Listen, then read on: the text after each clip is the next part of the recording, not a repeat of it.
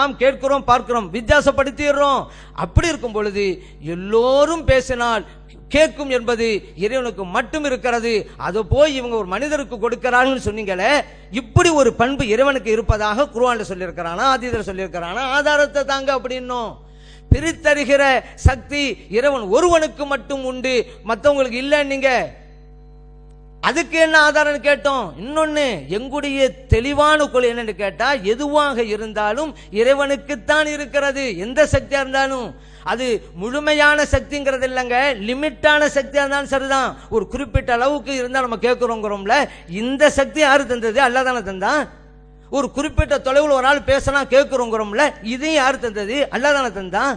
இல்ல, குறிப்பிட்ட தகுதியாக இடமா இருந்தாலும் அல்லாஹ் தருவான், தொலைவில் இருந்தால் அல்லாஹ் தரமாட்டான் அப்படி நீங்க சொன்னீங்களாக்கா அதுக்கு ஆதாரம் கேட்கிறோம். நீங்களும் முடிவு பண்ணிடலாமா? கிட்ட இருந்தா கேட்கும், அந்த ஆட்டம் அல்லாஹ் தந்திருக்கிறான். தொலைவில் இருந்தா அல்லாஹ் தரலாம், ஆனா தந்தாங்கிறதுக்கு எந்த ஆதாரத்தையும் காட்ட மாட்டோம் அப்படி நீங்களே சொன்னா ஆதாரத்தை காட்டுங்க. தொலைவில் இருந்தாலும் அல்லாஹ் கேட்கறது ஆட்டலை தரமாட்டான், கிட்ட இருந்தா தான் ஆட்டலை கொடுப்பான், அதுக்கு ஆதாரம் காட்டுங்க. இல்ல, கிட்ட இருந்தா கேட்பதற்கு அந்த சக்தியை கொடுத்த இறைவன் தொலைவிலே இருந்தாலும் கேட்பதற்கு ஏன் சக்தியை கொடுக்க மாட்டான்?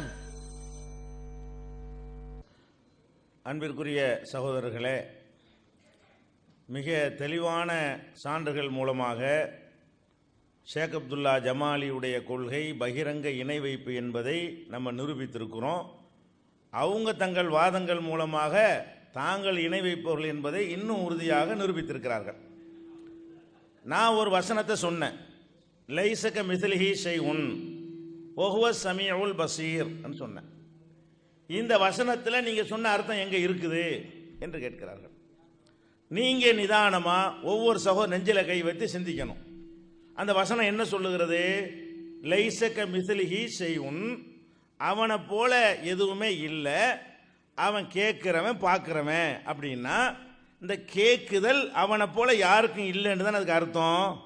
அவனை போல எதுவும் இல்லைன்னா எந்த வசனத்திலும் சேர்ந்து வருதோ அந்த தன்மையில் அவனை போல யாரும் இல்லைங்கிறத வேற என்ன அர்த்தம் அதுக்கு இருக்க முடியும்?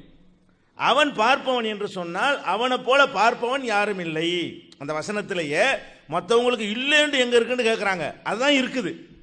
அந்த வசனம் சொல்வதே மற்றவங்களுக்கு இது இல்லை, என்னைய போல இல்லை என்று தெள்ள தெளிவாக, லைஸக மிஸ்லிஹி ஷைஉன், அவனை போல ஒண்ணுமே இல்லை, வஹுவ ஸமீஉன், வஹுவ ஸமீஉ, அவன் கேட்கக்கூடியவன், அல் பஸீர் பார்க்கக்கூடியவன். என்ன அர்த்தம்?